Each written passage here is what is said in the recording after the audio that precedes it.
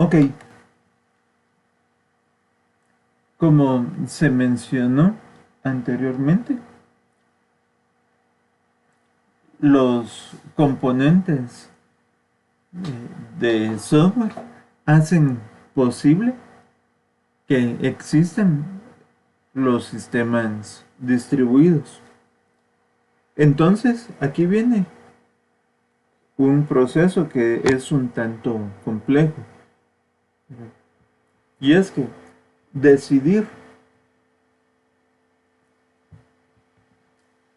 vamos a poner el marcador, aquí está. Entonces, decidir sobre los componentes de software, decidir sobre su interacción y ubicación, o sea, de esas dos decisiones, las decisiones relativas a los componentes de software y las decisiones relativas a la interacción y a la ubicación de esos componentes de software, da pie a una instancia de arquitectura de software que se conoce como arquitectura de sistemas o arquitectura de sistema. Esa arquitectura de sistema se presenta de tres formas.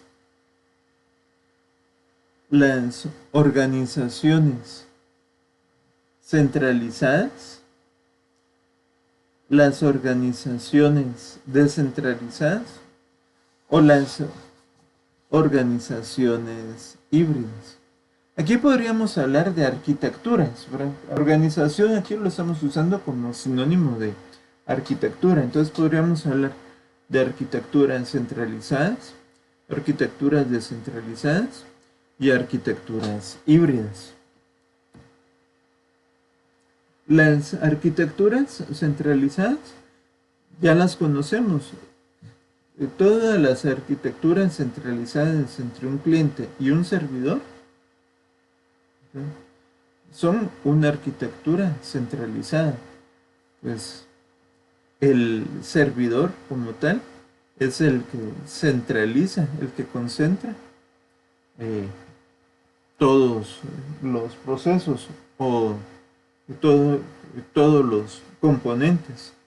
Entonces, la forma en que funciona esa arquitectura centralizada, la arquitectura cliente-servidor, se, se desarrolla de esta forma. Un cliente realiza una petición al servidor y el cliente se queda en espera mientras se proporciona el servicio. Entonces, cuando el servicio solicitado ya concluyó, el servidor da la respuesta o da el resultado.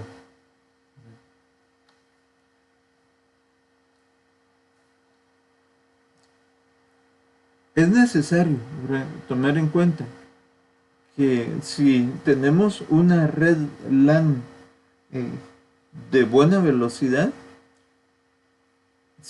la comunicación cliente-servidor eh, puede estar no orientada a la conexión.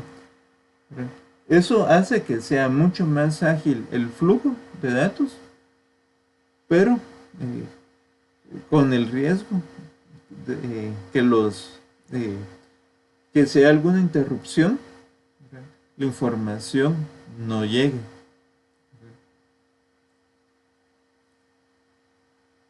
Y eso crea un problema de administración, porque ¿cómo hacer un sistema tolerante a fallas y que no está orientado a la conexión? Eso crea grandes retos. Por ejemplo, si se realiza una petición que es es depositar $10,000. El servidor la procesa.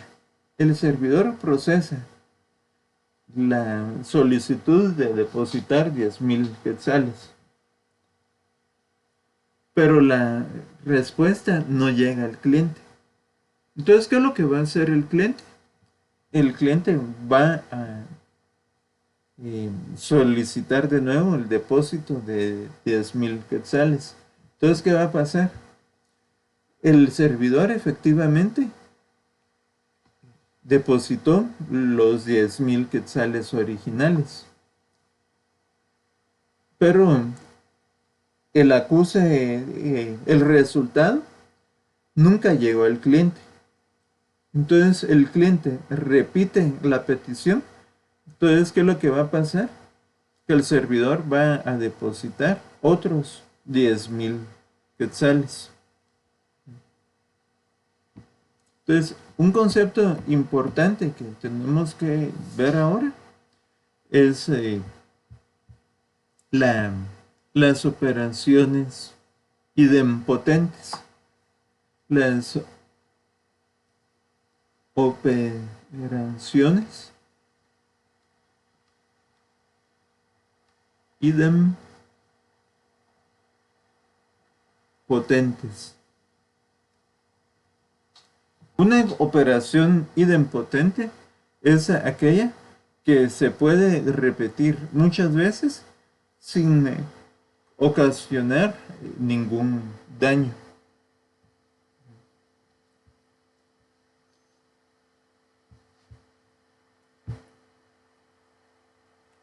Ahora vamos a hablar de la aplicación de capas. Entonces, esas aplicaciones de capas son las que utilizan las arquitecturas cliente-servidor. Entonces, esas, como podemos ver acá, están enfocadas en dar a los usuarios acceso a bases de datos. Entonces,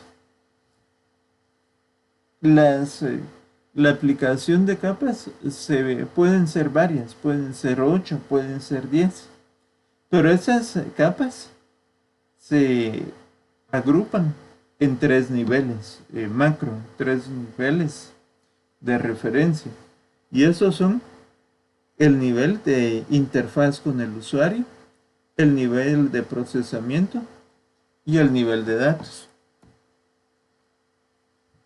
Aquí podemos ver en este diagrama la aplicación de capas.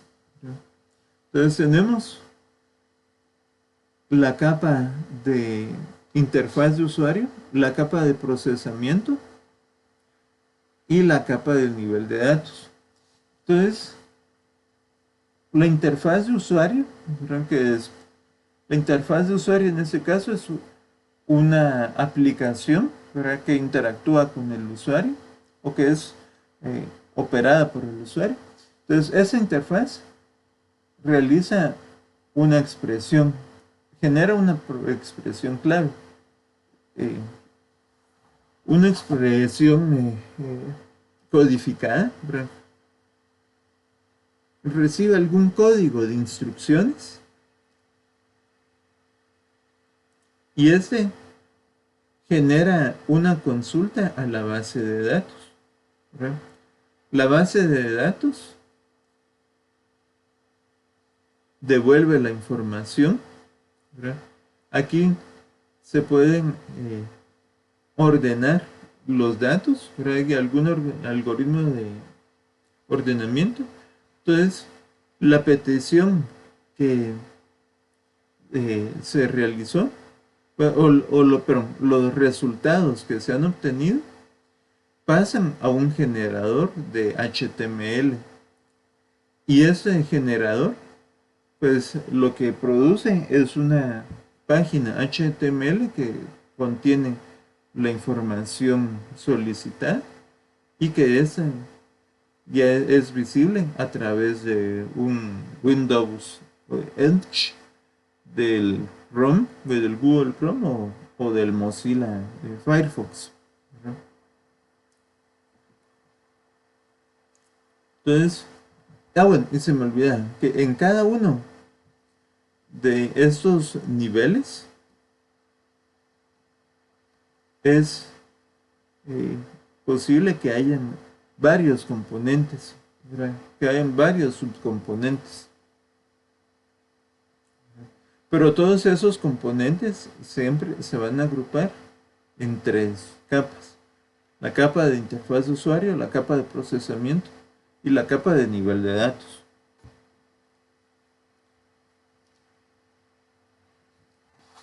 Pero se puede abordar el enfoque no de los tres niveles, sino de varios niveles. Entonces, a diferencia, o la diferencia entre los tres niveles lógicos, ¿verdad?, que vimos anteriormente, ¿verdad?, que es interfaz de usuario, procesamiento y datos, ¿verdad? Entonces, esa, la diferencia, ¿verdad?, que tenemos entre los tres niveles lógicos, ¿verdad?, que hemos visto hasta el momento, sugiere cierta cantidad de posibilidades para distribuir físicamente una aplicación cliente-servidor en varias máquinas, ¿verdad? La organización más simple, ¿verdad?, es tener dos tipos de máquina. En una arquitectura multinivel, lo más sencillo es tener dos tipos de máquina. Una máquina cliente que solo contiene los programas de implementación del nivel de interfaz de usuario. Y una máquina servidor que contenga todo el resto, que contenga la capa de procesamiento y la capa de nivel de datos.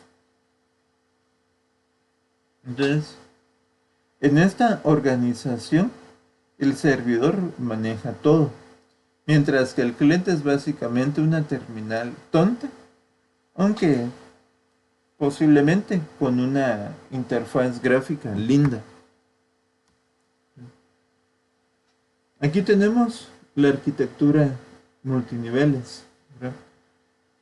El usuario realiza una operación de petición que lo recibe un servidor, que es el servidor de aplicaciones, que este servidor a su vez hace la petición como cliente a un servidor de base de datos.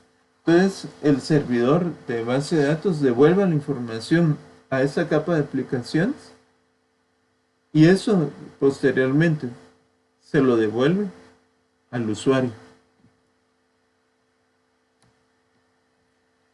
Ya hablamos de las arquitecturas centralizadas.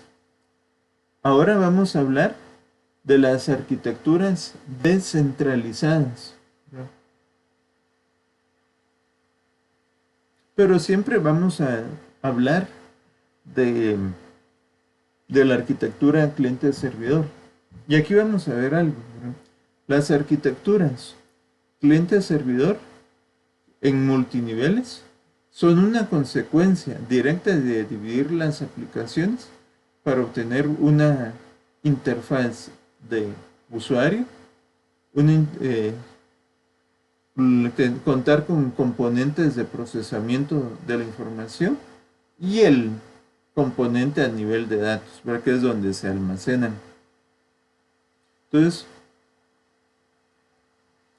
los diferentes niveles, ¿verdad?, siempre van a corresponder a la lógica, ¿verdad?, de los componentes de software, de las aplicaciones, ¿verdad? Ahora, veamos esto también, que en la mayor parte de los ambientes de negocios, el procesamiento distribuido equivale a organizar una aplicación cliente-servidor en, en varios niveles, ¿verdad? Entonces, a, a esos niveles, ¿verdad?, se refieren como una distribución vertical, ¿verdad? ¿Ves? Porque tenemos aquí un cliente. Ese cliente le hace una consulta a una computadora que es tanto cliente como servidor.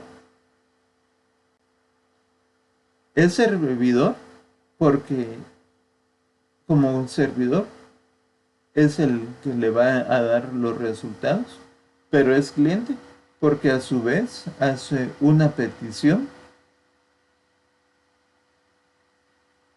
a otro servidor, el cual devuelve la información al cliente.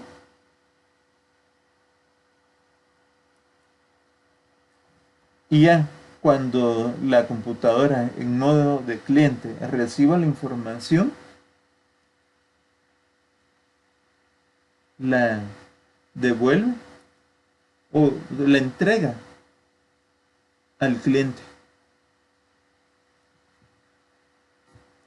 Siempre hablando de arquitecturas descentralizadas, pues vemos que las arquitecturas más recientes, las más actualizadas, eh, lo que hace es que se centra más en la distribución de quiénes son clientes y quiénes son los servidores. Y a esto nos referimos como una distribución horizontal. En el sentido que un cliente o un servidor se pueden dividir en varias partes lógicas que se pueden dividir físicamente en varias computadoras.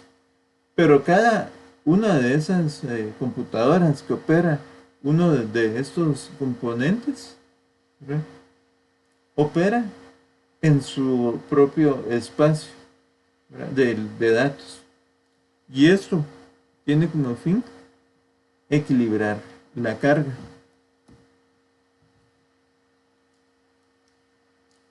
Es necesario abordar ese tema, ¿verdad?, las arquitecturas de punto a punto, ¿verdad?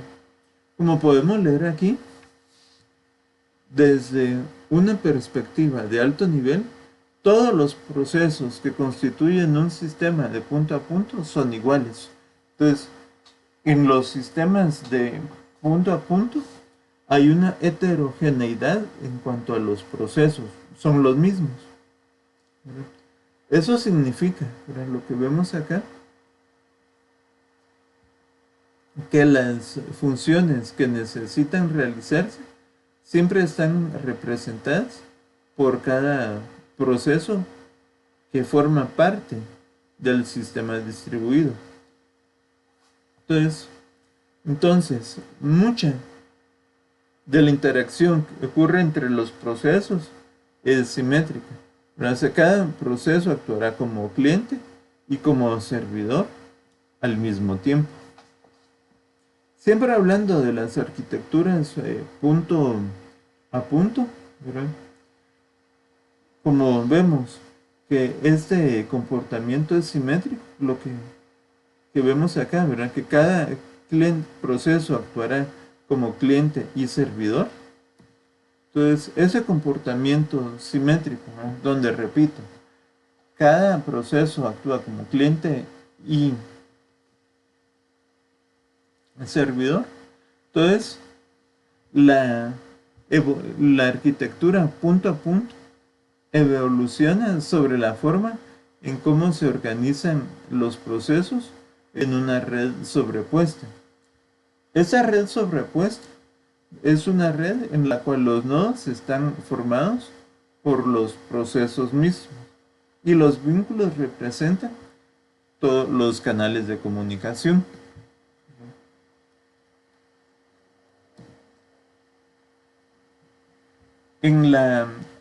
Ahora vamos a hablar de las arquitecturas. Aquí estamos hablando simplemente de las arquitecturas de punto a punto. Pero ahora hablamos no solo de las arquitecturas de punto a punto, sino hablamos de las arquitecturas estructuradas de punto a punto. Entonces, en una arquitectura estructurada de punto a punto, la red sobrepuesta, ¿verdad?, se constituye mediante un proceso determinista, ¿verdad? Y esto, esa arquitectura estructurada de punto a punto, es la más utilizada, ¿verdad?, para organizar procesos. Y esos procesos se organizan en una tabla hash distribuida o una DHT, ¿verdad? Entonces, esto, aquí podemos ver un tipo de estructura de punto a punto, que es el mapeo de datos hacia nodos organizados en CORD. CORD es esto que vemos acá. Entonces, ese tema lo vamos a entrar en detalle más adelante. Ese tema, ¿verdad?, la arquitectura estructurada desde punto a punto, es un tema que vamos a ver más adelante en el futuro dentro de este curso. Y eso es todo. Entonces ya saben que cualquier duda, cualquier consulta, yo estoy a la disposición de resolverlos.